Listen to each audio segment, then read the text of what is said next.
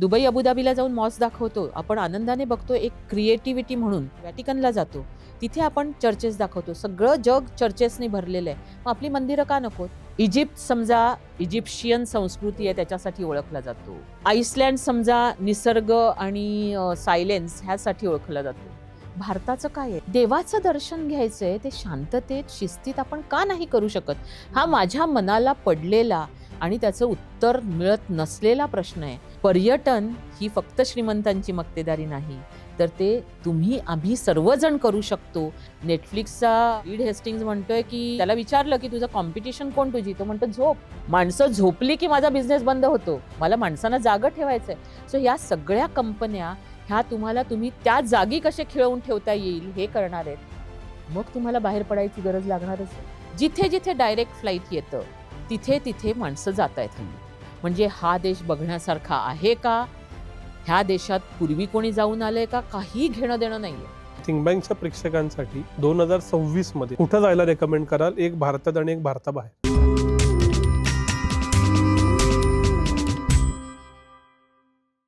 एक उदाहरण घेऊ. मी मूळ कोल्हापूरचा आहे आणि कोल्हापूर शहरात मला माहिती आहे की वेगवेगळ्या थॉट लीडर्स एकत्र येऊन काम करू पाहतात की कोल्हापुरात टुरिझम वाढावं. मी स्वतः 2005 पासून बघितलं की कशा पद्धतीनं रेल्वे चालू झाली, विमान चालू झालं, मग गेस्ट हाऊस वाढले आणि ओव्हरऑल टुरिझम वाढताना मला डोळ्यांनी दिसतं.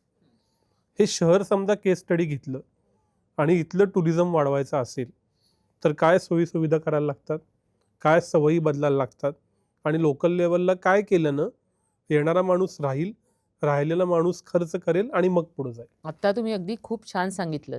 टुरिझम वाढतं ते तुमच्या जाहिरातीने नाही. टुरिझम वाढतं ते तुम्ही काय बोलता तुमच्या भाषणांमध्ये त्याने नाही. टुरिझम वाढतं हे फक्त तुम्ही जाऊन आलात, तुम्हाला ते आवडलं आणि तुम्ही आयदर व्हर्च्युअल रियालिटीद्वारे किंवा ॲक्च्युअली गप्पांमध्ये मला सांगितलं तर मला तिथे जावंसं वाटेल. ही जी गोष्ट आहे ती तुम्ही आत्ता बोललात आणि तीच महत्त्वाची आहे की कोल्हापूरला जाऊन आल्यानंतर मी आणखी 10 जणांना पाठवलं का? किंवा ते उद्युक्त झाले का? म्हणजे कोल्हापूरची कुस्तीपासून अनेक गोष्टी आहेत, चपलांपासून सगळं आहे. म्हणजे प्राडावाले लोक तिथे गेले ही सगळी न्यूज होते, पण पुढे काय झालं? म्हणजे कोल्हापूरमध्ये एवढ्या मर्सिडीज आहेत, कोल्हापूर हे एवढं श्रीमंत आहे, कोल्हापूरमध्ये काय काय घडू शकतं हे सगळं आहे. पण काय होतं माहिती आहे का? आपल्याकडे ना मला असं वाटतंय की टुरिझम पॉलिसी जी आहे ती अशी सेंट्रल पॉलिसी असावी. सगळ्यांनी डेडिकेटेडली, सगळ्या राजकारण्यांनी, आमच्यासारख्या बिझनेसवाल्यांनी आणि सगळ्यांनी ना त्याला स्वतःला डेडिकेट केलं पाहिजे. गव्हर्नमेंट कुठचंही येऊ, पण ही जी टुरिझमसाठी बनवलेली त्या राज्याची, त्या गावाची, त्या शहराची जी पॉलिसी आहे ती कोणत्याही परिस्थितीत बदलली जाणार नाही. आणि मग ती बनवतानाच सगळ्यांना जर एकत्र घेतलं की this is what going to be for India. आपल्याला सगळ्याला इंडिया म्हणा किंवा म्हणजे भारत म्हणा किंवा महाराष्ट्र म्हणा किंवा मग कोल्हापूर म्हणा, हे सगळ्यांना सगळ्यांच्या अनुमतीने करायचं आहे आणि आपण आपल्याला कमिट करतोय पुढची 25 वर्ष की आपण हे करायचं आहे, एकसंघ पद्धतीने करायचं आहे, कारण हा विकास करायचा आहे. कारण जगामध्ये ना हे घडताना दिसतं की बेबनाव असतो एका पक्षाचा दुसऱ्या पक्षाचा, हे बदलतात. पण जी टुरिझम पॉलिसी असते ती लोकांसमोर ठेवलेली असते. सिंगापूरमध्ये 50 वर्षांनी सिंगापूरमध्ये काय घडणार आहे हे मी एकदा जाऊन वाचलं होतं त्यांच्या अर्बन ऑफिसमध्ये. आणि ते लोकांसमोर असतं आणि लोक त्याला प्रश्न विचारू शकतात आणि त्याच्या तारखा ठरलेल्या असतात की यावेळी हे होईल, यावेळी हे होईल, यावेळी हे होईल. सो हे सगळं त्या तऱ्हेने घडलं पाहिजे आणि ते घडवण्याची क्षमता म्हणजे ते राज्याच्या किंवा राजकारण्यांच्या लेवलवर ते होऊ शकतं की ती कमिटमेंट असली पाहिजे. आणि त्याच्यामुळे कोल्हापूरमध्ये म्हणा किंवा कुठेही आज नाशिकमध्ये वायनरी हा म्हणजे फ्रेंच वाईन्स ओके ह्याच्यावर टुरिझम उभं राहिलं आहे. आपल्याकडे नाशिकमध्ये ती क्षमता आहे, पण तिथे जे घडतंय ते प्रायव्हेट बॉडीज करत आहेत.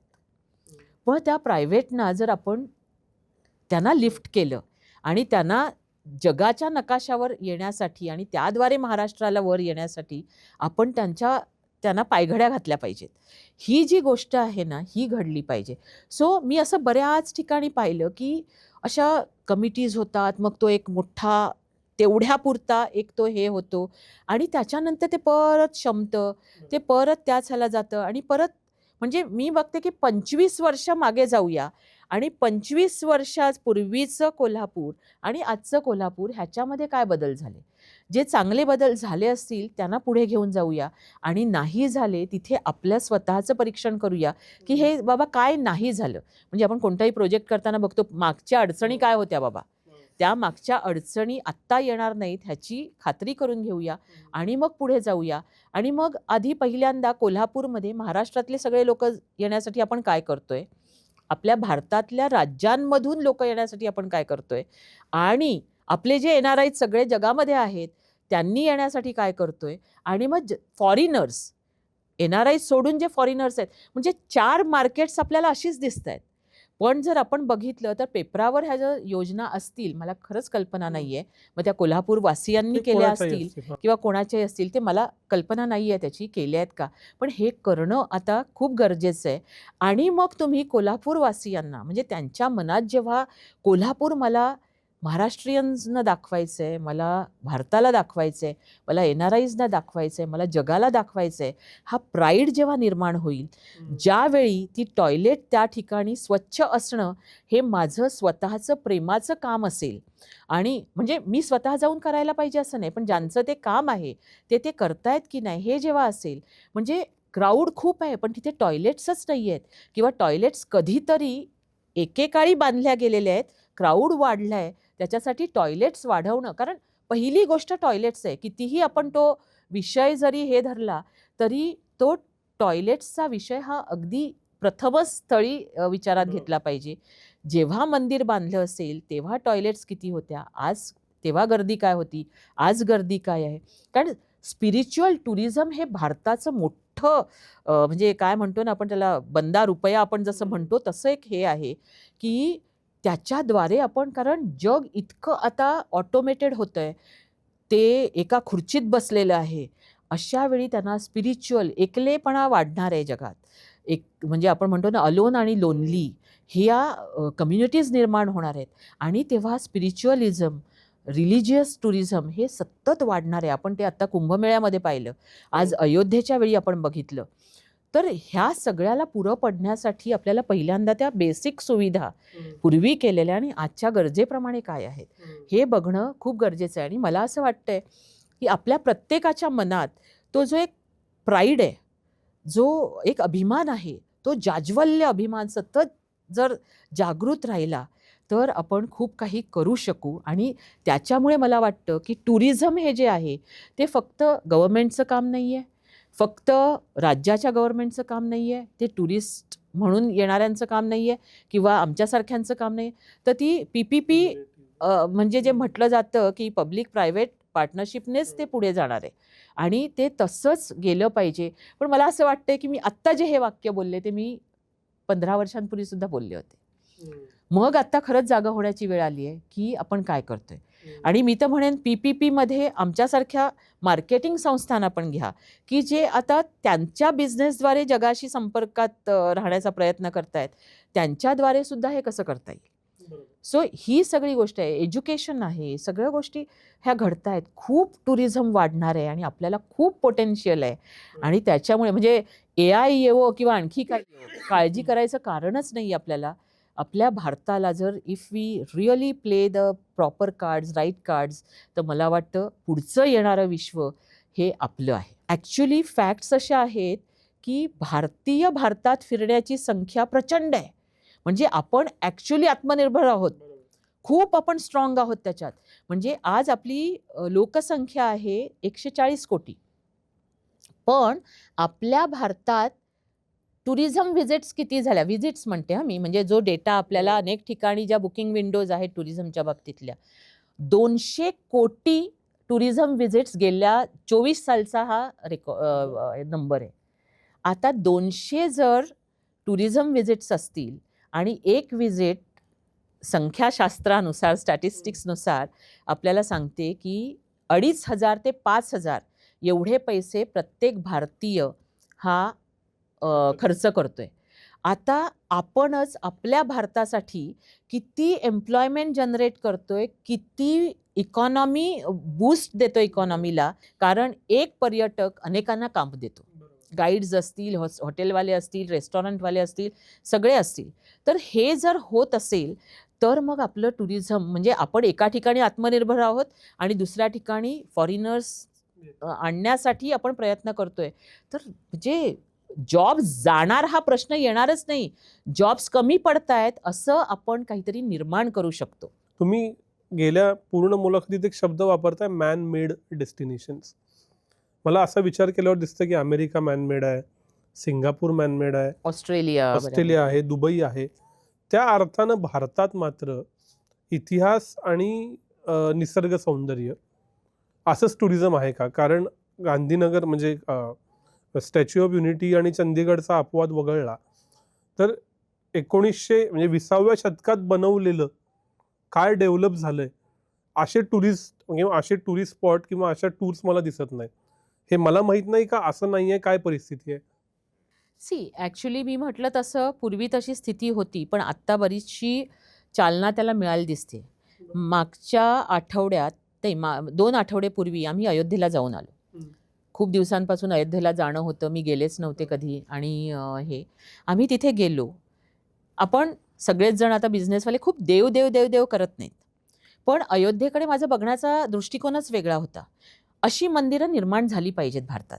हे एक माझं मी फक्त टीव्हीवर बघितलं होतं. त्याच्यानंतर मी एक लेख लिहिला होता, की ही मंदिरं निर्माण व्हायला पाहिजेत. कारण आम्ही जेव्हा बाहेर जातो जगामध्ये, तेव्हा टुरिझम फोफावतो कशावर?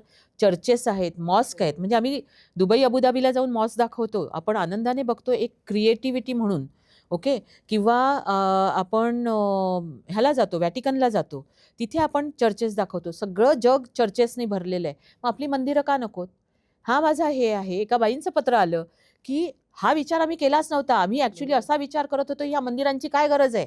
जेव्हा भारत एवढ्या दारिद्र्याच्या ह्याच्यावर उभा आहे, तेव्हा ह्या मंदिरांची काय गरज आहे? ते म्हणतात, तुम्ही मला कंप्लीटली वेगळा पर्स्पेक्टिव्ह दिला. तर म्हटलं हेच आहे. आपल्याला कळलं पाहिजे, की आपल्याला काय. आणि मी त्या दिवशी पाऊल ठेवलं अयोध्येच्या मंदिरामध्ये आणि मी तुम्हाला सांगते माझ्या अक्षरशः डोळ्यात अश्रू आले, की this is what now next India wants. की अशी मंदिरं आपली झाली पाहिजेत आणि आपल्याकडे आहे.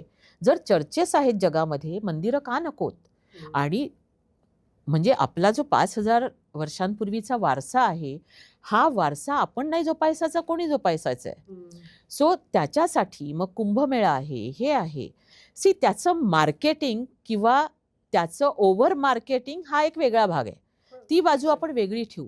पण या ज्या गोष्टी आहेत, जिथे तुम्हाला फॉरेन टुरिस्ट अरायव्हल्स पण मिळतायत, जिथे तुम्ही आपल्या भारताप्रती कारण आज भारताचं ब्रँडिंग असं आपल्याला काही दिसत नाही. एक असं ब्रँडिंग नाही दिसत आहे बघा, की भारत मी कशासाठी ओळखू? इजिप्त समजा, ती जी सगळं इजिप्शियन संस्कृती आहे त्याच्यासाठी ओळखला जातो. आईसलँड समजा निसर्ग आणि सायलेन्स ह्यासाठी ओळखला जातो. भारताचं काय आहे? भारतात विविधता ही कधी-कधी मला असं वाटतं, की ही विविधताच आपल्याला मारते की काय? कारण भारताला एका ह्याच्यासाठी ओळखलंच जात नाही. मग ती एक ओळख कदाचित स्पिरिच्युअल आणि रिलिजियस ह्याच्यातनं येऊ शकते. कारण त्यात आपला हात धरणारं कोणीच नाहीये. आणि मग सगळीकडे आपल्याकडे पूर्वजांनी बरंच काही त्याच्यात करून ठेवलेलं आहे. त्याला एन्हान्स करायचं आहे. त्याच ठिकाणी अयोध्या मंदिरामध्ये अतिशय छान क्राऊड मॅनेजमेंट होतं.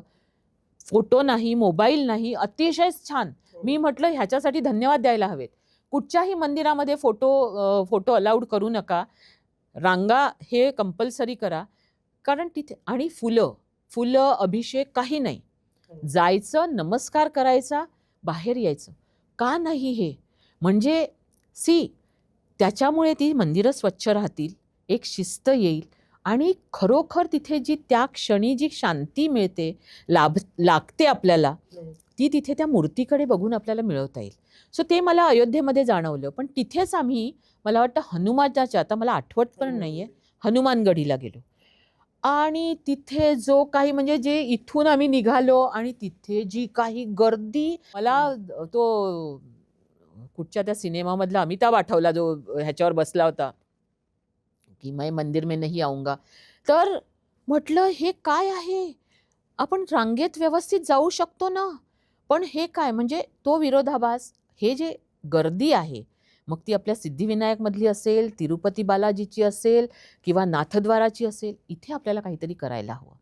कारण देवाचं दर्शन घ्यायचंय ते शांततेत, शिस्तीत आपण का नाही करू शकत? हा माझ्या मनाला पडलेला आणि त्याचं उत्तर मिळत नसलेला प्रश्न आहे. पण आता जर टुरिझममध्ये आणि स्पिरिच्युअलिटी आणि रिलिजियस ह्या 2 गोष्टींनी भारताचं जर ब्रँडिंग आपल्याला करायचं असेल, कारण बाकी सगळं वैविध्य हे मग मग त्या प्रत्येक राज्याला त्यांचं वेगळं ब्रँडिंग करू दे. केरळला समजा आयुर्वेदाने करू दे, राजस्थानला हिस्ट्री आणि हेरिटेजने करू दे, पण भारताचं ब्रँडिंग का नाही रिलिजियस आणि स्पिरिच्युअलिटीने करावं? आणि जग आता येणारच आहे स्पिरिच्युअलिटीकडे, प्रत्येकाला ती गरज लागणारच आहे. भले रिलिजियस नसतील, पण स्पिरिच्युअल बनण्याची गरज मानवाला प्रत्येकाला आहे. मग आत्ता आपल्याला सुवर्णकाळ जो 5,000 वर्षांपूर्वीचा आपण बोलतोय, तो आत्ता दिसतोय, तो येताना दिसतोय. आपण तयार आहोत का, हाच प्रश्न आहे. मी व्यावसायिक वीणा पाटलांकडे येतो आणि 2-3 प्रश्न जे तुमच्या उत्तरातनं आले. गेल्या 10 वर्षात मला जे दिसलं की नाव घेऊन मेक माय ट्रिप आलं की ज्याच्यात कस्टमाइज सगळं करता येतं, टेक आहे. त्याच्यानंतर Airbnb सारख्या सुविधा आल्या की आय कॅन जस्ट बुक काय बंगला असेल, फ्लॅट असेल, आणि आता AI आलं. तर हे जे टेक्नॉलॉजीतले चेंजेस आले किंवा इम्प्रोव्हायझेशन्स आले, ह्यानं तुमचा व्यवसाय कसा बदलला, पर्यटन म्हणून आणि वीणा वर्ल्ड म्हणून? येस. मेक माय ट्रिप आलं तेव्हा आमचा बिझनेस, म्हणजे I really salute them the way they invented that ecosystem, आणि भारताने त्याला ॲडॉप्ट झाले संपूर्ण. हे hats off to them. Even Airbnb हे ते, म्हणजे चेस्कीच्या मुलाखती मी बघत असते, ह्यांच्या बघत असते की काय यांनी, म्हणजे फ्रॉम झिरो टू हिरो असे, म्हणजे काहीही नव्हतं त्या ठिकाणी त्यांनी मार्केट्स आणि जगभर, म्हणजे आपण काय म्हणतो ना, हद्दीवरनं आपण भांडणं करतो एकमेकांशी, त्यांनी जग कधीच कॅप्चर केली आहेत. हे ह्यांना सलाम करावा असा वाटतोय. मेक माय ट्रिप आलं त्यावेळी आम्ही वर्षाला 10,000 टुरिस्ट करत होतो. आज आम्ही वर्षाला 1.5 लाखापर्यंत टुरिस्ट करण्याची आमची कपॅसिटी बनवलेली आहे. सो हे मला वाटतं एका ह्याच्यात आपण सांगू शकतो. आणि हे का घडतंय ते मी तुम्हाला सांगते की मेक माय ट्रिप सारख्या किंवा Airbnb सारख्या किंवा अशा ज्या काही सगळ्या इकोसिस्टम्स तयार झाल्या, ह्या सगळ्यांनी त्या सर्वसामान्य माणसाला पर्यटन करायला शिकवलं. पर्यटन म्हणजे मगाशी म्हटलेलंच, ही फक्त श्रीमंतांची मक्तेदारी नाही, तर ते तुम्ही आम्ही सर्वजण करू शकतो हे, आणि त्याचा एक कॉन्फिडन्स हा या सगळ्यांनी निर्माण केला. आणि मग तो निर्माण केल्यानंतर, म्हणजे पूर्वी कदाचित आम्ही काम करत असू ते अरण्यरुदन होतं, आज आम्ही जे करतोय त्याला सगळंच पाठबळ मिळालं ना. जेव्हा मार्केट सगळं तेच बोलत असतं, तुम्हाला तुमचा पाय मिळतोच. आणि आपला भारत अजून येणारी 25 वर्षे इव्हॉल्व्ह होणार आहे. प्रत्येकाची गरज ही वेगळी असणार आहे. ज्यावेळी तुम्ही तरुण असता त्यावेळी तुम्हाला मेक माय ट्रिप आवडेल. ज्यावेळी तुम्ही ती जी मी मगाशी मुलं म्हटली, फॅमिलीज म्हटलं, त्यावेळी कदाचित वीणावर्ल्डच्या ग्रुप टूरची गरज भासेल. ज्यावेळी तुम्ही तुमच्या कोशातून बाहेर येऊन एक महिला जेव्हा बाहेर जायला निघते, त्यावेळी तिला एक सुरक्षितता आणि बाकीच्या सगळे कंपनी वगैरे यासाठी अशा कंपन्यांची गरज लागेल. किंवा ज्यावेळी तुम्ही थोडीशी मोबिलिटी कमी होते, थोडासा आपला कॉन्फिडन्स कमी होतो वयाप्रमाणे, त्यावेळी पुन्हा एकदा तुमची गरज भासू शकेल. आता तुम्ही म्हणताय की जग घाबरलेलं आहे की नक्की काय होणार आहे, आणि त्याच वेळी मी म्हणते अशी न पेलणारी टार्गेट्स मी ठेवते. पण ज्यावेळी जग बदलतंय त्याच वेळी तुमच्या अपॉर्च्युनिटीज खूप वाढत आहेत. आज आपण म्हटलं तसं ओव्हर टुरिझम हा तुमच्या टेक्नॉलॉजीचा सगळा प्रकार आहे, परिणाम आहे. ज्यावेळी तुम्ही बँकेतही जात नाही आहात तुमचं काम करण्यासाठी, कारण तुम्हाला घरबसल्या होतंय, तुम्ही मार्केटमध्ये जात नाही आहात, बाजार आणायला जे आपण जात होतो, ब्लिंकिट तुम्हाला आणून देतंय. ज्यावेळी तुम्ही काहीतरी करण्यासाठी म्हणून बाहेर पडत होता, तेही नाही, तुम्हाला खिळवून ठेवलंय. आणि ह्या सगळ्या कंपन्या, ज्या जगज्जेत्या कंपन्या आहेत, त्या तुम्हाला कसं जास्तीत जास्त खिळवून ठेवता येईल हाच विचार करतायत. तुम्ही थिएटरमध्ये तरी जात होतात, नेटफ्लिक्सचा रीड हेस्टिंग्ज म्हणतोय की त्याला विचारलं की तुझं कॉम्पिटिशन कोण तुझी, तो म्हणतो झोप. माणसं झोपली की माझा बिझनेस बंद होतो, मला माणसांना जागं ठेवायचंय. सो ह्या सगळ्या कंपन्या ह्या तुम्ही त्या जागी कसे खिळवून ठेवता येईल हे करणार आहेत. मग तुम्हाला बाहेर पडायची गरज लागणारच आहे, आणि ती आज ज्या तऱ्हेने लागते त्याच्यापेक्षा जास्त लागणार आहे. आणि मग ती जेव्हा जास्त लागणार आहे तेव्हा मी माझी कपॅसिटी निर्माण केली आहे का, मी माझं केपेबिलिटीज वाढवलेत का, आणि मी काय करते. त्याच्यामुळे मला असं वाटतंय की काहीही येवो, पण माणूस हा फिरत राहणार आहे, कारण शेवटी माणसाभोवतीच आहे सगळं. तो 1960 सालचा माणूस, 1926 सालचा माणूस आणि 2060 सालचा माणूस, हा माणूसच आहे. त्याच्या गरजा बदललेल्या असल्या तरी मूलभूत गरजा त्याच आहेत, आणि त्याच्यासाठी आपण आपल्याला किती तयार करायचं आहे हे महत्त्वाचं आहे. आज मला विचारतात की आता काय, लोक तर घर बसल्या बघतील, जायची काय गरज आहे. पण जायची गरज ही ते घर बसल्या बघल्यानंतर जास्त लागणार आहे, हे आहे. म्हणजे मी तर म्हणेन की आता आपण म्हणतोय की AI आलं, मला एक पत्र आलं, अहो तुम्ही एवढ्या सगळ्या गप्पा मारताय पेपरातनं किंवा तुम्ही हे सगळं करताय, पण माझ्या एका मित्राने ChatGPTचा आधार घेऊन मलेशियाची टूर केली, छान झाली, आता तुमची गरज काय भासणार आहे. म्हटलं ही वस्तुस्थिती आहे. येस, 100%. म्हणजे आपल्याला असं करून चालणार नाही नोकिया किंवा ब्लॅकबेरी सारखं किंवा कोडॅक सारखं की nothing will impact on my business. We have to be really very careful. म्हणजे मला कृष्णाचं एक हे आठवतं की कृष्ण कसा होता, प्रत्येक बिझनेसमनने ते अंगीकारलं पाहिजे की कृष्ण भूतकाळापासून शिकत राहिला, वर्तमान काळावरची पकड ही ठाम होती त्याची, म्हणजे दृढ होती, आणि भविष्याकडे ज्याची सतत नजर होती. या 3 गोष्टी एक बिझनेसमन म्हणून आपण करू शकलो तर मला वाटतं ह्या सगळ्याचा उपयोग आपण आपल्यासाठी सपोर्ट म्हणून करून घेऊ शकतो. सो AI तुम्हाला आयटिनरी बनवून देतं, AI तुम्हाला प्रिडिक्शन्स देतं, AI तुम्हाला खर्चाचा अंदाज देतं, AI तुम्हाला सगळी माहिती देतं. So AI is helping you, even us, की आम्ही सुद्धा आज आम्हाला एखादी आयटिनरी करायला जो तासभर लागायचा किंवा 1 महिना कधी कधी काही आयटिनरीजना लागायचा, कारण आम्ही तिथल्या आमच्या सप्लायर्सना सांगायचो, ते आम्ही आता 1 दिवसात करतोय. हे घडलं सगळं ChatGPTमुळे. आमचा वेळ किती वाचला बघा. म्हणजे ChatGPTचा उपयोग आम्ही आमचा स्पीड वाढवण्यासाठी करतोय, आणि तो प्रत्येकाने केला पाहिजे. सो त्याला शत्रू मानू नका, त्याला मित्र माना आणि त्याचा उपयोग करून घ्या. आता व्हर्च्युअल रियालिटीमध्ये तुम्हाला जर सगळंच बघता येत असेल आणि तुम्हाला ऐकता येत असेल तर मग कशाला जायचं. पण नाही, व्हर्च्युअल रियालिटी बघितल्यानंतर तुम्हाला तिथे जायची ओढ जास्त लागते. कहो ना प्यार है नंतर का न्यूझीलंड वाढलं, ZNMD नंतर काय ते जिंदगी ना मिलेगी दोबारा, त्याच्यानंतर का स्पेनचं टुरिझम वाढलं, आणि त्याच्यानंतर का सगळ्यांनी सिनेमे बनवले आपल्या बॉलिवूड, कारण आपल्या देशात बॉलिवूड आणि क्रिकेट चालतं. मग बॉलिवूड आणि क्रिकेट चालत असेल तर क्रिकेट एक वेगळ्या पद्धतीने मार्केटिंग करत असतं, पण बॉलिवूडद्वारे मार्केटिंग ह्या सगळ्या देशांचं एक USP झालंय. So virtual reality will actually increase that urge to go there. आणि त्याच्यानंतर आली तुमची ऑगमेंटेड रियालिटी. म्हणजे ज्यावेळी मला आठवतंय की मी पहिल्यांदा इटलीला गेले होते, कोलोसियमला गेले, आणि तिथे मला एक पुस्तक मिळालं, आणि ते पुस्तक असं होतं, आजचं कोलोसियमचा फोटो, आणि त्याच्यावर त्यांनी असं ट्रान्सपरन्सी लावलेली होती, आणि त्याच्यात पूर्वी कोलोसियम कसं होतं, म्हणजे ते अख्खं कोलोसियमवर पुस्तक होतं, आणि मग तिथे ते कसं.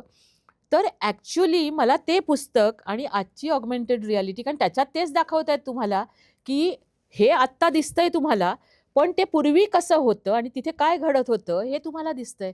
मग हे जेव्हा तुम्हाला दाखवलं जाईल त्या ARद्वारे, त्यावेळी तुम्हाला ॲक्च्युली तिथे जाऊन ते बघण्याची इच्छा किती प्रबळ होईल तुमची. म्हणजे AI असो, VR असो, AR असो, हे तुम्हाला खूप मदत करणार आहे. उपयोग कसा करून घ्यायचा हे आपल्यावर आहे. दुसरी गोष्ट अशी आहे, ज्या लोकांना, म्हणजे खूपदा असं पर्यटक सांगतात, ज्यांनी आमच्याबरोबर खूप टूर्स केलेले आहेत, माझ्याबरोबर पण केलेले आहेत, ते म्हणतात अगं आता वयामुळे नाही ग जात आहेत, तुझे सगळे लेख वाचल्यानंतर वाटतं अरे इथे जावं तिथे जावं, पण नाही जात आहेत. त्यांच्यासाठी किती वरदान आहे हे, कारण त्यांनी पर्यटन पाहिलेलं आहे, पण आज VRद्वारे किंवा ARद्वारे त्यांना ते घरबसल्या बघायला मिळणार आहे. सो व्हाय नॉट, तो आनंद त्यांना घेऊ दे. पण जो आज चालू शकतोय त्याला ते चालत जाऊन बघायचे, आणि ती अर्ज जास्तीत जास्त प्रबळ करणारी ही सगळी इक्विपमेंट्स आहेत आणि त्यांच्याकडे तसंच बघितलं पाहिजे. माझा अजून एक अधिक थेट प्रश्न आहे. ChatGPT इटर्नरी देतं, क्लिअर आहे. हॉटेल ऑनलाईन बुक करता येतात, क्लिअर आहे. याच्या उलटं जाऊन समजा ABC अशा 3 ट्रॅव्हल कंपन्या आहेत. तर कित्येकदा असं दिसतं की Aची टूर बाहेर पडली की B त्याच हॉटेलला येते. त्यांचा दिवस पण एकसारखाच असतो. A जे सेंटर्स दाखवतायत त्याच क्रमानं B पण दाखवती. सोमवारी Aची येऊन गेली, मंगळवारी Bची येऊन गेली, बुधवारी Cची येऊन गेली. अशा खूप कंपन्या तुमच्याच मार्केटमध्ये आहेत. अशा वेळी तुमच्याकडेच काय आहे? आणि काय मग ते? आणि मग लोक म्हणतात विणावळ महाग आहे. हो. ह्याचा ॲक्च्युली कसं आहे ना, मी एक जाहिरात केली होती खूप वर्षांपूर्वी. आम्ही काय आयफेल टॉवर उलटा दाखवणार आहोत का? आम्हालाच आयफेल टॉवर खाली गाडलं होतं. तोच भाग आहे की काय असं आहे की विणावळ तुमचा कस कधी लागतो माहिती आहे का? तुमचं कंपनी म्हणून आणि आमचा टूर मॅनेजर म्हणून जेव्हा काहीतरी वेगळं घडतं, त्या शेड्यूलपेक्षा वेगळं घडतं. आणि त्यावेळी अशावेळी कोविड म्हणजे कोविड ज्यावेळी लागली, ती एक बंद झालं जग, त्यावेळी लोक जगात अडकून पडले आणि अवस्था फार गंभीर झाली आणि अडकले म्हणजे महिनोन्महिने अडकले. त्यावेळी सगळ्या जगात टूर्स चालू होत्या. 22 की 23 मार्चला आपण इंडिया बंद केलं. त्या दिवशी शेवटची टूर न्यूझीलंडवरनं भारतात आणण्यात आम्ही यशस्वी झालो. मुंबईला नाही आणली, दिल्लीला उतरले ते लोक. दिल्लीवरनं बाय रोड मुंबईला, पुण्याला आले. तिथे आमचा कस लागतो आणि तिथे ब्रँड महत्त्वाचा ठरतो की जेव्हा सगळं काही नीट असतं तेव्हा सगळेच चांगलं काही करू शकतात. पण जेव्हा काहीतरी वेगळं घडतं, काहीतरी असं अनप्रेडिक्टेबल येतं आणि आता काय करायचं हा प्रश्न येतो. मग कधी विमान कॅन्सल होतं, कधी हे होतं, तेव्हा एक ब्रँड ती जबाबदारी घेतो. आणि मग त्यातनं काय जो बेस्ट मार्ग असेल, मग त्यावेळी पैशाकडे बघितलं जात नाही. म्हणजे कोविडमध्ये सुद्धा आम्ही कोविड आल्यानंतर 22,000 लोक जायचे आहेत. त्यांना आता काय करायचं? त्यांचे पैसे सगळ्यांचे काहींचे सगळे पैसे, काहींचे अर्धे पैसे आमच्याकडे होते. 230 कोटी आमच्याकडे होते. 100 केसेस केल्या लोकांनी की आता, कारण ट्रॅव्हल कंपन्या अशा वेळी ज्यावेळी संकटात सापडतात त्यावेळी त्यातनं बाहेर आलेल्या खूप कमी होत्या. त्यामुळे लोकांनी आमच्यावर 100 केसेस करणाऱ्यांना मी दोष देत नाही. त्यांचं बरोबर होतं, कारण कशावरनं? ही तर नवीन कंपनी होती, तशी रिलेटिव्हली नवीन कंपनी होती, कशावरनं?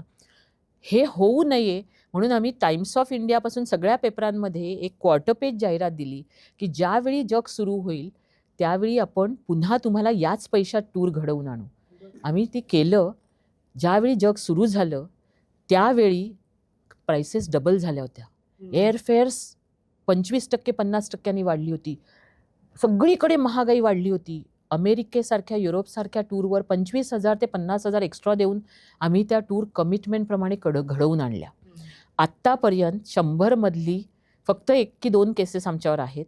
त्यासुद्धा म्हणजे काय टेक्निकल आपण म्हणतो ना, मुद्दा वादाचा असतो, ह्याचा असतो, आम्ही पण मागे जायला तयार नाही, ते पण मागे जायला तयार नाही, अशा ह्याच्यावर अडकलेत. सगळ्यांना आम्ही टूर्स घडवल्या.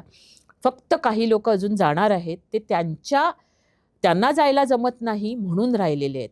सो हा जो ब्रँड आहे ना, तो इथे कामी येतो की कसे तुम्ही वागता आणि तुम्ही काय करता.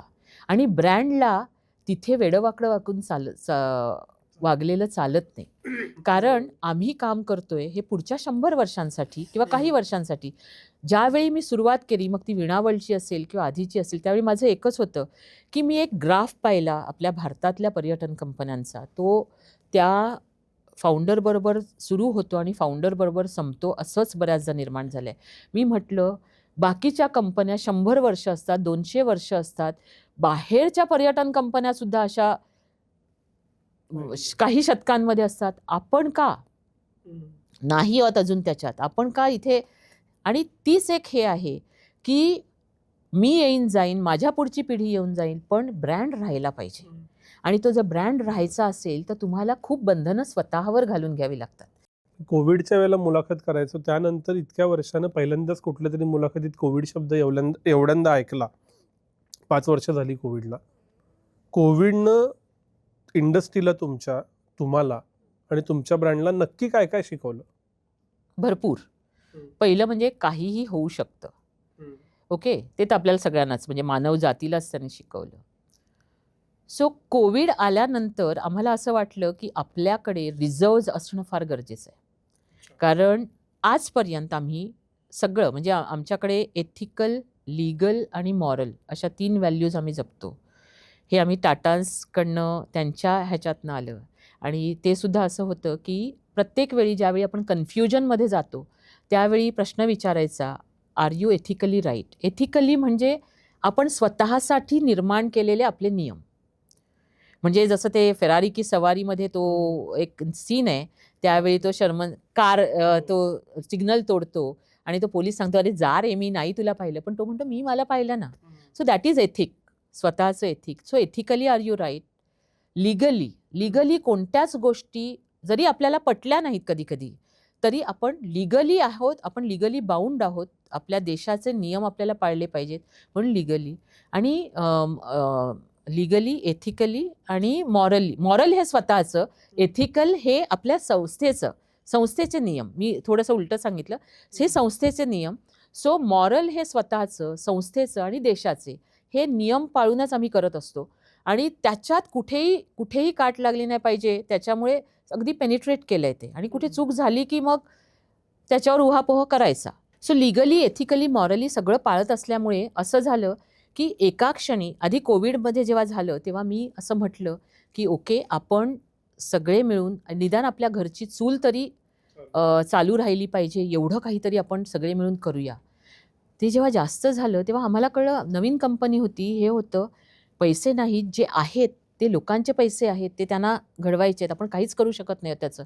आणि अर्धे पैसे तर सगळे वापरलेले होते, एअरलाईनला ॲडव्हान्सेस होते, डेस्टिनेशनला होते. एका क्षणी मला सांगावं लागलं हृदयावर दगड ठेवून की आता नो वर्क नो पेला आपण जातोय. सो त्यावेळी असं जाणवलं की आपल्याकडे जर रिझर्व्ज असते, आपली जर कंपनी आणखी फायनान्शियली स्ट्रॉंग असती, तर आपण खूप काही करू शकलो असतो आपल्या ह्याच्यासाठी. पण सगळ्यांनी हे जाणलं आणि जवळजवळ 1100 लोक आम्ही कोविडपूर्वी होतो. 1100 मधलं आमची संख्या ही 800वर आली ज्यावेळी पुन्हा सुरू झालं. त्यावेळी आम्हाला म्हणजे मी सांगितलं एका वेळी, जर कुणाला काही मिळालं तर तुम्ही घ्या, ते जेव्हा परत सुरू होईल तेव्हा वाटल्यास परत या. आणि त्यावेळी आम्ही 300 लोक गमावले, पण जेव्हा परत सुरू झालं त्यातले बरेचसे परत आले. सो ही जी गोष्ट आहे ना, नो वर्क नो पे, हे करताना ते जाणवलं की रिझर्व्ज असायला पाहिजे. त्याच्यानंतर तुमच्याकडे एक पॉझिटिव्ह ॲटिट्यूड असला पाहिजे की काहीही झालं तरी तुम्हाला त्यातनं कसं काही चांगलं निर्माण करता येईल, ही एक तुमची एबिलिटी, कपॅसिटी, थिंकिंग पॉवर ही असली पाहिजे. सो ते जर तुमच्याकडे असेल तर तुम्ही कोणत्याही संकटाला सामोरे जाऊ शकाल. आणि ती पॉझिटिव्हिटी ॲक्च्युली आम्हाला त्या सगळ्या ह्याच्यातनं पुढे घेऊन गेली. आणि असा जो वेळ मिळतो त्या वेळेचा तुम्ही किती सदुपयोग करता. कारण आमची काही टीम आम्ही तिथे रोज भेटायचो. कारण आम्ही एक केलं होतं की रोजचं शेड्यूल जे होतं 10 वाजता, म्हणजे झूम हे आपल्याला ब्लेसिंग मिळालं त्यावेळी, आणि 10 वाजता सगळ्यांनी युनिफॉर्म घालून जमायचं एकत्र झूमवर. आणि सगळ्यांनी पुढे जेव्हा सुरू होईल तेव्हा आत्ता आपल्याला या धावपळीत जे काही करता नाही आलं ते आपण करून ठेवूया. जेव्हा सुरू होईल तेव्हा आवरता येणार नाही असं होईल कदाचित, त्यावेळी आपण आपल्याला तयार करून ठेवूया. हे आम्ही केलं. त्याच्यामुळे मला असं वाटतं की कोविडने शिकवलं की तुमची मानसिकता, स्ट्रेंग्थ म्हणजे मनाची स्ट्रेंग्थ आणि शरीराची स्ट्रेंग्थ ही सतत सरसलामत तो पगडी 50 हे असणं. कारण शरीर स्ट्रॉंग असेल तर तुमचं मन स्ट्रॉंग राहू शकतं, आणि मन स्ट्रॉंग असेल तर तुम्ही कोणतंही संकट खूप चांगल्या तऱ्हेने झेलू शकता. हे जे आहे हे करणं फार गरजेचं आहे. आणि ते आम्ही कोविडमध्ये जरी माहीत होतं तरी ते असं वस्तुस्थिती आणि वास्तव या दोन्ही दृष्टीने आम्ही शिकलो. आणि त्याचा फायदा नंतर खूप झाला. कारण नंतर तुम्ही ऐकलं असेल तर रिव्हेंज टुरिझम, मला तो शब्द आवडत नाही पण ॲक्च्युली तसं झालं. आणि लोक वेड्यासारखे प्रवास करायला लागले. आणि ॲक्च्युअली रिव्हेंज टुरिझम जे त्यावेळी घडलं, तो जो एक एक्सप्लोड झालं तेच आपल्याला सांगतंय, की माणूस एका जागी बसू शकणार नाही. म्हणजे जिथे आपण सुरू केलं तेच मी सांगते, की तो एका जागी बसू शकणारा नाहीये. तो एक्सप्लोड होणारच आहे. आणि टुरिझम ही अशी गोष्ट आहे, की ज्याला कोणतंही सॅच्युरेशन नाहीये. त्यामुळे AI येवो, AR येवो, VR येवो, ते आपल्याला आपल्या ब्लेसिंगसाठी येतायत. हे जर केलं आणि त्याचा सपोर्टसाठी उपयोग करून घेतला, तर आपल्याला स्वतःला येणाऱ्या काळासाठी त्या चॅलेंजेस असणार आहेत. त्याच्यासाठी आपल्याला तयार करता येईल आणि आपण खूप चांगल्या तऱ्हेने येणाऱ्या ह्याच्यात सुद्धा आपल्या स्वतःची, आपल्या लोकांची आणि त्याचसोबत आपल्या भारताची प्रगती करण्यामध्ये सुद्धा आपलं जे काही अगदी मायक्रो लेव्हलला जे काही योगदान असेल, ते आपण खूप चांगल्या तऱ्हेने करू शकू. शेवटच्या प्रश्नाआधीचा पेनल्टिमेट प्रश्न असा की कोविड नंतर जगाची ऑर्डर बदलली, तशी टुरिझमची पण पेकिंग ऑर्डर बदलली का? की पूर्वी हा देश टॉपला होता, आता याची क्रेज संपली, याची आली, आणि सध्या काय ट्रेंडमध्ये आहे? हे तर काही वेगळंच आहे. म्हणजे जी डेस्टिनेशन्स आम्ही आत्ता विचार करत नव्हतो, ती सुद्धा इतकी ट्रेंडिंग झाली आणि पुढे गेली, की तुम्हाला सांगते कोविडमध्ये साऊथ ईस्ट एशिया, म्हणजे भारतातला प्रत्येक माणूस पहिलं विदेशी जाणं असेल, तर ते साऊथ ईस्ट एशियाने सुरू करायचा. साऊथ ईस्ट एशिया कोविडमध्ये पूर्ण कोसळला. म्हणजे थोडक्यात म्हणजे सिंगापोर, थायलंड, मलेशिया. आत्ता तो वर येतोय परत. 5 वर्षांनी. तोपर्यंत कोणी त्याच्याकडे बघत नव्हतं. त्याला कारण काय झालं माहिती आहे? आता म्हणजे कोविडने काय शिकवलं, तर कोविडमध्ये कदाचित काही एअरलाईन कंपन्या ज्या हे होत्या आणि त्यांच्याकडे पण अशा स्ट्रॅटेजी मीटिंग चालल्या असतील. व्हिएतनाम एअरलाईन्स नावाची एक एअरलाईन आहे. त्यांनी फ्लाइट्स टाकली आपल्या भारतामध्ये काही मेट्रो सिटीजमध्ये. Direct flights from Vietnam. आणि तुम्हाला सांगते हा जो भारतात उसळणारा जो सगळा पर्यटक होता, तो डायरेक्ट व्हिएतनामला जायला लागला. आणि त्यांना एक्स्ट्रा फ्लाइट्स, म्हणजे तुम्ही जो आता ट्रेंड म्हणताय, तो ट्रेंड यायला त्या एअरलाईनची स्ट्रॅटेजी कशी वर्क झाली ह्याच्यावर आला. म्हणजे टुरिझम हे एकाच गोष्टीने होत नाही, की आज लोकांना वाटतंय म्हणून नाही. त्या एअरलाईनने जी ती स्ट्रॅटेजी केली, त्याच्यामुळे जो त्यांच्या देशात कोणी व्हिएतनाम में कुछ जाने के लिए है, कुछ देखने लायक है, असं जे विचारलं जायचं, प्रत्येकाला व्हिएतनामला जायचंय. म्हणजे एकेका वेळी 6-6, 10-10 व्हिएतनामच्या टूर्स चालू असतील, ही कल्पना मी पण केली नव्हती. बरं. तर ते एकदम पुढे आलं. त्याच्यानंतर अचानक युरेशियन कंट्रीज, म्हणजे युरोप अर्धा आणि एशिया अर्धा, अशा ज्या कंट्रीज आहेत, बाकू आहे त्याच्यानंतर जॉर्जिया आहे, अझरबैजान आहे किंवा हे आहे, ह्या देशांना एकदम हे मिळाली. तिथे सुद्धा बऱ्याच ठिकाणी एअरलाईनने मग व्हिएतनाम एअरलाईनचं मॉड्यूल हे केस स्टडी झाला. सगळ्यांनी डायरेक्ट फ्लाईट्स टाकायला सुरुवात केली. जिथे जिथे डायरेक्ट फ्लाईट येतं, तिथे तिथे माणसं जात आहेत हल्ली. म्हणजे हा देश बघण्यासारखा आहे का? ह्या देशात पूर्वी कोणी जाऊन आलंय का? काही घेणं देणं नाहीये. म्हणजे टुरिझम कसा वाढतो ते मी तुम्हाला सांगते. ताश्कंद आपल्या उझबेकिस्तान एअरलाईनचे लोकं आले होते त्या दिवशी. ते म्हणाले, आमचं मुंबईचं फ्लाईट चालत नाही. तर आम्हाला काय करता येईल? कुणीतरी तुमचं नाव सांगितलं, की ह्यांच्याकडे जा, हे डेस्टिनेशन चांगलं वर आणतात. कारण आम्ही आत्तापर्यंत जपान भारतात एकदम वर आणलं. ऑस्ट्रेलियाला आम्ही असं बरंचसं काम केलं होतं. सो त्यांना कोणीतरी नाव सांगितलं, ते आले. म्हटलं ओके. मला स्वतःला म्हटलं ताश्कंदला जायचंय. आणि ताश्कंदला जाण्यासाठी माझा पूल आहे लाल बहादूर शास्त्री आणि ती ताश्कंदचा पॅक्ट, आणि आज त्यांचा स्टॅच्यू तिथे आहे, तो बघायचा आहे मला. तर म्हटलं हा पूल माझा आहे, मला स्वतःला जायचंय, मी येते, एअरलाईन बघते तुमची आणि आपण बघू. त्यांनी सांगितलं जर तुम्ही आम्हाला सांगत असाल तर आम्ही करतो. त्याच आठवड्यात मी आणि सुधीर गेलो ताश्कंदला. त्याच आठवड्यात ते आमच्या ऑफिसला बसलेत, सगळे ताश्कंदहून आली होती मंडळी. आणि मी म्हटलं चला, आलो आणि मी स्वतः आधी कन्व्हिन्स झाले डेस्टिनेशनला, की हे लागेल. जाहिराती सुरू केल्या, धडाधड बुकिंग सुरू झालं. आणि आता ताश्कंद हे त्या आपल्या मुंबईच्या नकाशावर आलं. ओके. आणि आता ते सेकंड फ्लाईट पण घेऊन येत आहेत. म्हणजे त्यांचं ते सगळं काम चालू आहे. आम्ही म्हटलं हो, आम्ही सगळं बुकिंग घेऊन बसलंय आता. ते म्हणतात आम्ही येतोय, उलट आम्ही सेकंड फ्लाईट आणायचा विचार करतोय. सो आता आम्ही आलो ताश्कंदवरनं आम्ही काही त्यांच्याकडे खूप छान ड्रायफ्रुट्स मिळतात. म्हणजे मॅकॅडमिया, तुमचं ते पिकन नट हे ते. आणि आमची ती गाईड होती, ती आम्हाला घेऊन गेली एका लोकल मार्केटमध्ये आणि आम्ही म्हटलं आता ही आपल्याला काहीतरी खरेदी करायला लावणार.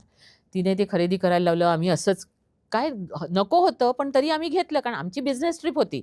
आम्हाला काय असं घ्यायला नव्हतं. आम्ही ते घेतलं, आलो. आमचे शेजारी आले होते घरी. त्यांना म्हटलं, "हो, हे बघा ताश्कंदहून आणलेत." म्हटलं, "तिथे आम्ही असेच बळे-बळे घेतले. इथे आल्यावर आम्ही बघितलं ह्याची टेस्टच वेगळी आहे. ही जगावेगळी टेस्ट आहे." त्यांनी खाल्ली, ते खातच राहिले. ते म्हणतात, "अच्छा ऐसा है?" आणि ते म्हणाले, म्हणजे कंप्लीटली वेगळी ड्रायफ्रुट्स त्या ठिकाणी मिळतात. काल ते लोकं जवळ-जवळ 7 जणांचा ग्रुप ताश्कंदला गेला. एखाद्या देशाची क्रेज कशी, मी तुम्हाला मगाशी म्हटलं ना, तर मी आमच्या ह्यांना सांगितलं, "अरे dry fruits also can make tourism happen." हे म्हटलं 6 लोकं आणि सगळे असे एक कोटकचे CEO आहेत, एक आपल्या सेबीमध्ये डिरेक्टर आहेत. हे असे सगळे लोकं आत्ता ताश्कंदमध्ये आहेत तिथे. सो टुरिझम काहीही कारणाने वाढू शकतं. एक ड्रायफ्रूट आणि आम्ही जाऊन आलो, ह्याने त्यांना ताश्कंदला जायचं वेड लावलं. सो या ज्या गोष्टी आहेत, हे म्हणजे आज लोकांना फक्त एका ठिकाणाहून दुसऱ्या ठिकाणी जायचंय. म्हणजे पूर्वी आपण कसं बघायचो, अगदी स्टडी करायचो, काय मला तिथे बघायला मिळेल, काय हे होईल, हे काय आता राहिलेलंच नाहीये. आता मला फक्त जायचंय, हेच होतंय. आणि त्याच्यामुळे आणि कन्फ्युजन कमी झालंय बिकॉज ऑफ तुमची रील्स, Instagram हे ते कन्फ्युजन कमी झालंय. परवा आमच्याकडेच एक असं आम्ही सगळी प्रॉडक्टची मंडळी बसलो होतो. इजिप्तमध्ये 2 म्युझियम्स दाखवायचो. आता त्यांनी ग्रँड म्युझियम म्हणून 3रं म्युझियम तयार केलं आहे, अतिशय सुंदर. आता ह्यांचं झालं, अरे हे म्युझियम पण चांगलं आहे, ते म्युझियम पण चांगलं आहे, हे पण चांगलं आहे, करायचं काय? म्हटलं AR आलंय, बघा तुम्ही. ॲक्च्युअली तिन्ही बघा. तिन्ही बघितल्यानंतर आणि आमचे जाणाऱ्या टूर मॅनेजर्सचा सगळा रिव्ह्यू घेतल्यानंतर निर्णय झाला कोणती 2 दाखवायची. म्हणजे ऑगमेंटेड रियालिटी कशी हेल्प करणार आहे ते आपल्याला दिसतंय किंवा इव्हन VR सुद्धा. सो त्याचा आपण कसा फायदा करून घेतोय. जे कन्फ्युजन होतं ते गेलं.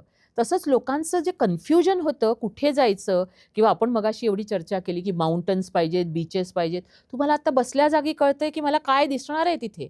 मग माझं कन्फ्युजन कमी होतंय आणि माझा जो तिथे गेल्यानंतर रॉंग नंबर लागणार होता, तो आत्ताच मी राईट नंबर करून घेते. हे असं ते सगळं होणार आहे. त्यामुळे प्रत्येक पर्यटन सदृश जी गोष्ट आहे, तिला आत्ता भरपूर डिमांड येणार आहे. कारण सगळं जगच फिरायला निघणार आहे. नुसता भारतच नाही. आपण कमी पडणार आहोत. आमच्यासारख्या संस्था कमी पडणार आहेत. मेक माय ट्रिप सारखी इकोसिस्टम कमी पडणार आहे. एवढं ते एक्सप्लोर होणार आहे. हा प्रश्न मगाशी विचारायचा राहिला. प्रत्येकांना काही वीणा पाटलांना भेटता येत नाही आणि लेख वाचून मी निर्णय घेत नाही. तर तुमची कंपनी चांगली का नाही, हे तुमच्या टूर मॅनेजर बरोबर माझा अनुभव काय येतो याच्यावर ठरतं. तर तुम्ही तुमचे टूर मॅनेजर कसे निवडता, कसे घडवता? पहिल्यांदा माणूस म्हणून ती व्यक्ती समोर इंटरव्ह्यूला बसलेली कशी आहे ते बघतो.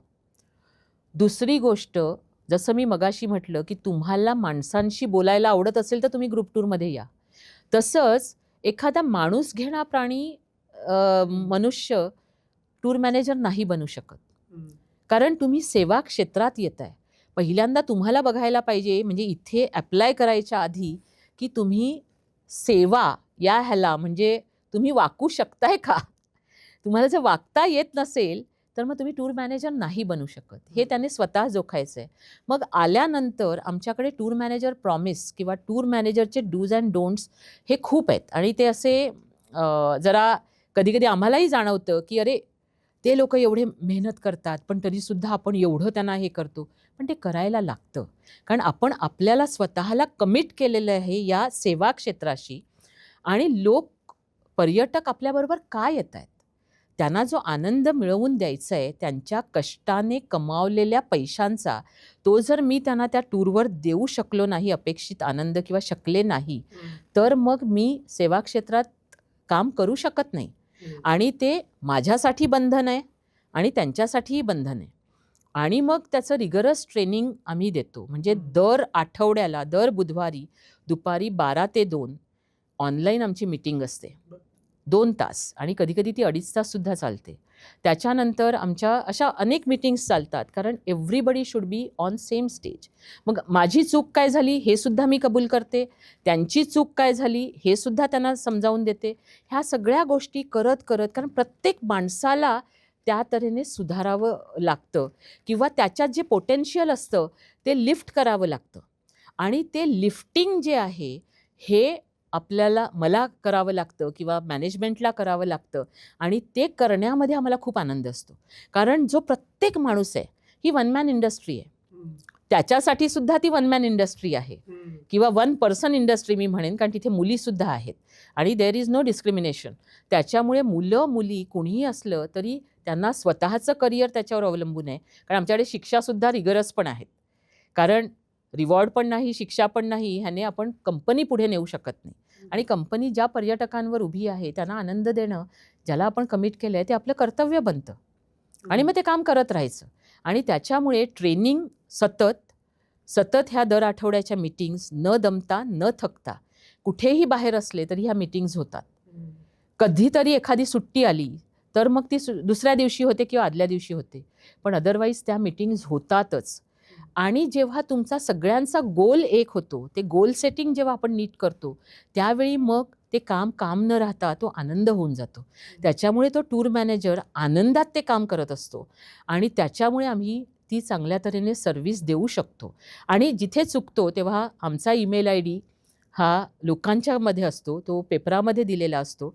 सगळ्यांना उत्तर नाही देता येत, पण आलेला ईमेल हा बघितला जातो, त्याच्यावर कार्यवाही केली जाते त्या डिपार्टमेंटकडनं आणि जी आपली चूक झालेली असेल ती दुरुस्त केली जाते.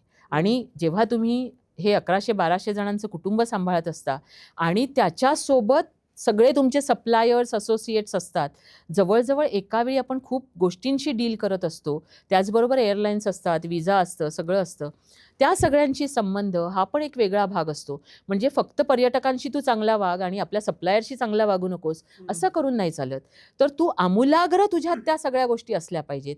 नसतील तर तुला त्या इन्कल्केट कराव्या लागतील. पण तुला या अमुक एका प्रोफेशनमध्ये तुला हे थोडंसं असंच वागावं लागेल. हे एकदा ॲक्सेप्ट केलं, त्याच्यात तो आनंद व्हायला लागला त्या वागण्यामध्ये, की मग काम राहत नाहीत ना, मग आनंदात सगळं होतं. शेवटचा प्रश्न, तुम्हाला ग्रुपला टूर चूज करून द्यायची सवय आहे, कन्सल्टेशन प्रत्येकाला काही होणार नाही, पण थिंक बँकच्या प्रेक्षकांसाठी 2026मध्ये आत्ता कुठं दुसरा महिना चालू आहे, अजून 10 महिने, कुठं जायला रेकमेंड कराल? एक भारतात आणि एक भारताबाहेर. मी तर म्हणेन भारतात आणि भारताबाहेर ह्या 2 गोष्टी आपल्यासमोर अशा दरवर्षी ठेवायला पाहिजेत. त्याचं कारण असं आहे की that is something you should look forward to. आणि ती ना आपली अन्न, वस्त्र, निवारा, आरोग्य, शिक्षण या 5 जर आपण महत्त्वाच्या गोष्टी मानल्या तर त्याच्या पुढची गोष्ट आहे आणि ती आनंदासाठी केलेली आहे. आणि हा असा आनंद मिळवणं ही सुद्धा आपली गरज आहे. आणि त्याच्यामुळे तुम्ही अगदी सांगितलं तसं की एक देशात आणि एक परदेशात ही आपण हे म्हणजे काय म्हणतात तर त्याला ही इच्छा ठेवायचीच. आता कुठे जायला आवडेल तो परत प्रश्न मी एकच सांगू शकत नाही. तुमच्या आवडीप्रमाणे तुम्ही निवडा, पण आपला देश लेह लडाखपासून कन्याकुमारीपर्यंत आणि अंदमानपासून तुमच्या गुजरात ते दिघापर्यंत हा खूप सुंदर आहे. हा जो सुजलाम सुफलाम भारत आहे, पर्यटनामध्ये आपण आहोत, तो बघायची म्हणजे जोडो भारत असं जे म्हटलं जातं, आम्ही पर्यटनातलं आमचं योगदान त्याला देतोय आणि तो भारत असा अतिशय सुंदर आहे. तर मी म्हणेन लेह लडाखपासून सुरुवात करा. दरवर्षी एक कंप्लीट करा. काहींना 2दा जायला मिळेल, त्यांची आर्थिक स्थिती, तब्येत हे सगळं हे असेल तर 2दा जायलाही नाही. एकदा नॉर्थचं करायचं, एकदा साऊथचं करायचं, एकदा ईस्टचं करायचं, एकदा वेस्टचं करायचं. अतिशय सुंदर नकाशा, देखणा नकाशा आहे मी म्हणते आपल्या भारताचा. त्याच्यातलं एक राज्य असं करत जायचं. आणि जग का बघावं तर मला शिवाजी महाराजांच्या विषयीचं एक वाक्य आठवतं की लीडर किंवा माणूस ह्याने नेहमी त्याचा एक पाय हा आत असावा. मग तो इन्स्टिट्यूटमध्ये असेल, घरात असेल, शाळेत असेल, आणि एक पाय नेहमी बाहेर असावा. त्याचं कारण असं आहे की दोन्ही पाय जर आत असले तर बाहेर काय चाललंय ते कळत नाही आणि दोन्ही पाय जर बाहेर असले तर आतली जनता आपल्यासोबत येत नाही. शिवाजी महाराजांचा सतत एक पाय आपल्या लोकांबरोबर होता आणि एक पाय सतत बाहेर होता. तसंच हे आहे की जग आपल्याला बघितलं पाहिजे. जग सुंदर आहे, टेक्नॉलॉजिकली ते खूप पुढे जातं आहे, तिथे काय काय चांगलं आहे आणि ते बघून आपली पर्सनॅलिटी आपण डेव्हलप करू शकतो, ह्याची अनेक उदाहरणं पर्यटकांनी माझ्यासमोर उभी केलेली आहेत. तर ते जग बघणं हे आपलं व्यक्तिमत्व विकासातला एक भाग आहे आणि त्याच्यामुळे आपण ते केलं पाहिजे आणि त्याच्यामुळे मग तुम्ही तुमच्या बजेटनुसार, तुमच्या सवडीनुसार असं करू शकता. पण त्याच्यात युरोपमध्ये आयुष्यात एकदा तरी गेलं पाहिजे. It is a must. म्हणजे ते तर मी म्हणेन अगदी पैसे जमवा आणि जा, जर पैशाचा प्रश्न असेल तर. पण ती जी काही भूमी आहे ती वेगळीच आहे. आणि मग दुसरं तुमच्या ह्याच्यावर आहे, की तुम्हाला बघायचं आहे, की सिंगापूरसारखं एक अतिशय छोटा देश, ज्याचं 62 आणि 42 किलोमीटर एवढाच त्याचा लांबी रुंदी आहे. तो देश जगाच्या ह्याच्यावर कसं स्वतःला एक ट्रेड सेंटर म्हणून जगाशी व्यवहार करू शकतो, किंवा आज जे दुबईने निर्माण केलेलं आहे, की काहीच नव्हतं त्यांच्याकडे. वाळवंट होतं 25-30 वर्षांपूर्वी. दुबईत काय जायचं असं लोक आम्हाला विचारायचे, काय वाळवंट बघायचं ते. तिथे आज अख्खं जग पायघड्या, म्हणजे दुबईने पायघड्या घातल्या आहेत आणि जगाला दुबईशिवाय आता चालणार नाही आहे. हे कसं त्यांनी निर्माण केलं हे बघण्यासाठी, म्हणजे एक तुमच्या मानसिक ह्याच्यासाठी आणि दुसरं तुमच्या प्रगतीसाठी असं तुम्ही भारत आणि हा समन्वय साधत जग अतिशय सुंदर आहे ते बघत जाऊया आणि आपल्या स्वतःला घडवत जाऊया असं मला वाटतं. मॅडम खूप खूप आभार. अख्खा मास्टर क्लास म्हणजे हे बघितल्यानंतर आम्हाला कुठं जायचं काय जायचं हे तर कळले, तुमची इंडस्ट्री कळली. इतका प्रदीर्घ वेळ दिलात आणि सर्वच प्रश्नांना उत्तरं दिलीत त्याबद्दल खूप खूप आभार. पुन्हा वेगळ्या विषयावर भेटायला आवडेल, पण आज इथंच थांबूया. धन्यवाद. नमस्कार.